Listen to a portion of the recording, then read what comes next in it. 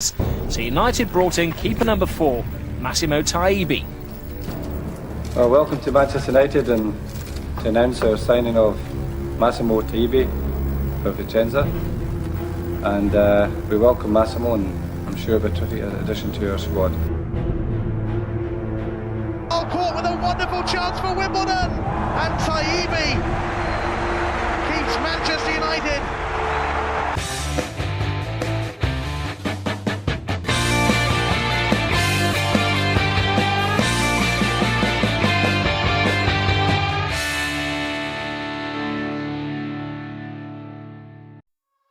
Punya tinggi 190 cm dan memiliki pengalaman yang cukup matang di persepakbolaan Italia.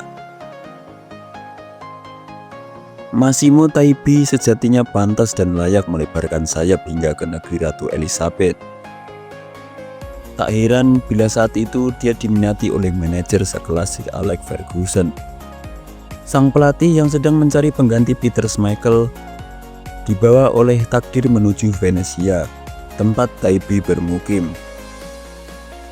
Dengan gelontoran dana yang cukup meyakinkan, Taibi yang belum fasih berbahasa Inggris menerima ajakan Sir Alex. Apalagi sang kiper tahu kalau dirinya bakal bergabung dengan salah satu klub legendaris yang baru saja memenangkan trofi Liga Champions Eropa. Sayangnya kesepakatan itu justru membawa Taibi ke sebuah momen kelam. Dia menciptakan sebuah blunder fatal yang sampai menghantui seumur hidupnya. Tak tanggung-tanggung, usai momen memalukan tersebut, media Inggris beramai-ramai menjuluki Massimo Taibi sebagai orang buta dari Venezia. Kira-kira bagaimana momen kelam itu bisa terjadi? Kemudian, bagaimana kehidupan Massimo Taibi setelah muncul sebagai kiper terburuk yang pernah direkrut Sir Alex? Sebelum Massimo Taibi hadir ke Old Trafford, Manchester United lebih dulu memiliki kiper handal nan legendaris bernama Peter Schmeichel. Sejak tahun 1991, kiper internasional Denmark itu kerap menangkring di bawah Mister Setan Merah. Namun tepat setelah memenangkan triple winner bersama MU, Peter Schmeichel mengumumkan bahwa ia ingin mengakhiri karir sepak bolanya. Sialnya, itu hanya menjadi sebuah kebohongan, sebab Schmeichel malah melanjutkan karirnya sebagai kiper di klub lain, seperti Sporting Lisbon dan kemudian Aston Villa. Tak hanya itu, Schmeichel juga sempat melakukan pengkhianatan kala dirinya bergabung dengan sang rival Manchester City di tahun 2002. Tapi, lupakan saja kisah pengkhianatan Schmeichel, sebab tepat setelah sang kiper pergi, Ferguson buru-buru mencari pengganti. Meski ia dikenal dengan sosok yang pandai mengamati bakat, ternyata mencari bakat seorang kiper bukan perkara mudah. Ferguson merasa kesulitan dan segera terkena sindrom panic buying. Tak berselang lama, dia berhasil mendapatkan Mark Bonich yang diangkut dari Aston Villa. Ferguson sendiri mengaku terkesan dengan penampilan kiper tersebut dan tak ragu untuk membawanya ke Old Trafford. Namun sebuah fakta kemudian terungkap bahwa sejatinya Bonich bukanlah target utama Ferguson.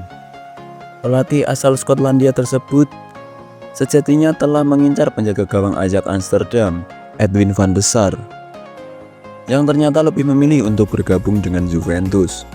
Apes, penampilan Mark Bonich tidaklah maksimal. Merasa tak puas, Versi segera memainkan kiper pelapis. Namun lagi-lagi penampilan sang kiper masih belum membuat Versi tersenyum. Apalagi diketahui bahwa Mark Bonich mengalami cedera. Dengan begitu tidak ada pilihan bagi Versi selain kembali melakukan pemburuan kiper andalan. Di tengah kegundahannya mencari kiper utama MU, Sir Alex Ferguson menugaskan timnya untuk terbang ke Italia. Saat itu, ia cukup merasa terkesan dengan kiper bernama Massimo Taibi yang bermain untuk Venezia. Ketertarikan Versi terhadap Taibi sejatinya sangat mudah dipahami. Selain memiliki postur tubuh tinggi, Taibi juga mampu membawa klub seperti Venezia finish di posisi ke-7 Serie A musim 1998-99. Ketika itu dana sebesar 4,5 juta pounds dikucurkan manajemen Manchester United ke Venezia. Sejak saat itu, Massimo Taipi menjadi pemain Italia pertama yang bermain untuk The Red Devils. Namun, meski menjadi kiper pilihan Sir Alex Ferguson, tugas menjaga gawang MU tidaklah mudah bagi Taipi. Sebagaimana diketahui, MU memiliki basis penggemar yang sangat luar biasa. Fans klub sekelas Setan Merah selalu memiliki harapan tinggi terhadap para pemainnya, baik itu kiper utama maupun cadangan. Selain itu, warisan yang ditinggalkan Peter Schmeichel juga tergolong mengagumkan.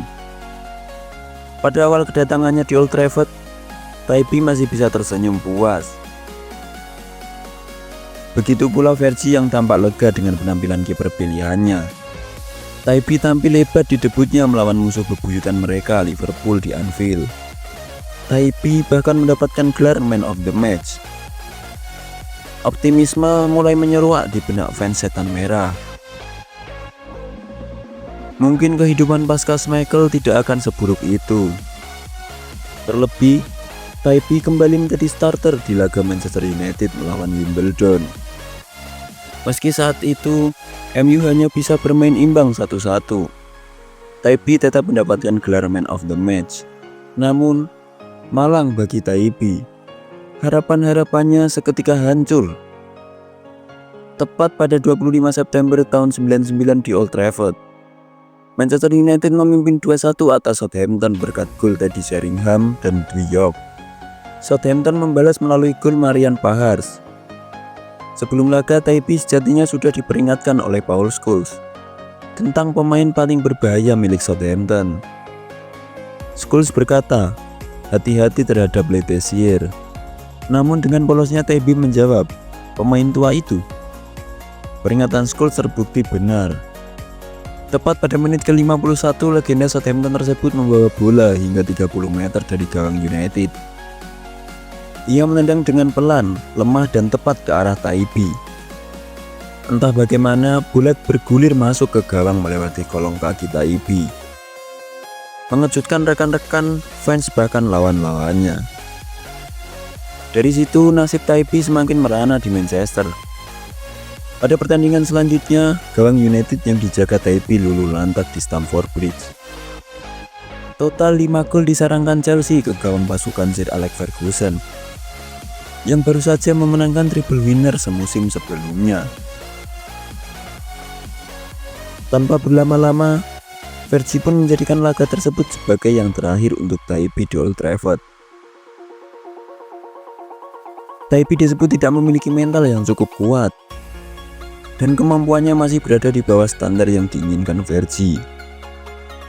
Pada saat Taipi menjadi penjaga gawang Manchester United, banyak yang menyebutnya sebagai pembelian terburuk yang pernah dilakukan klub serta Sir Alex Ferguson. Bahkan media Inggris tak sungkan menyematkan julukan orang buta dari Venezia kepada sosok Massimo Taipi.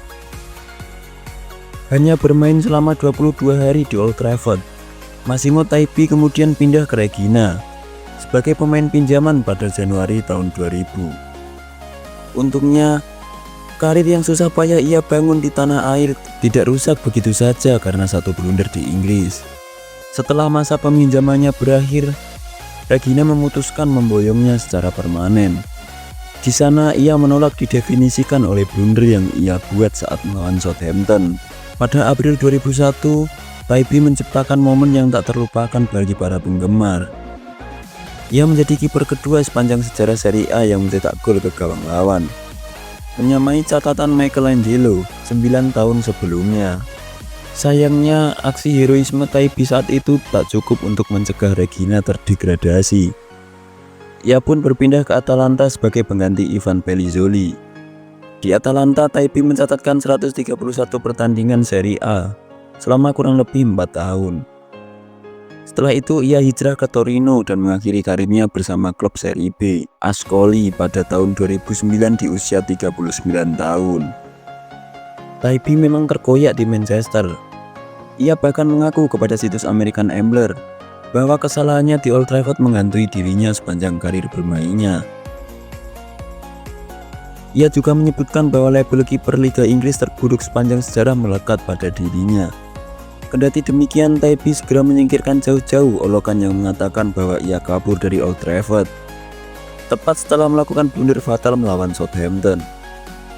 Sebab saat itu ia memang harus pergi karena ada urusan keluarga, seperti dilaporkan situs Goal. Taibi mengungkapkan bahwa ia pergi atas keputusannya sendiri dan bukan karena didepak. Mudah untuk menghubungkan blunder yang aku lakukan dengan kepulanganku ke Regina. Namun pada kenyataannya, aku sedang dilanda masalah keluarga serius.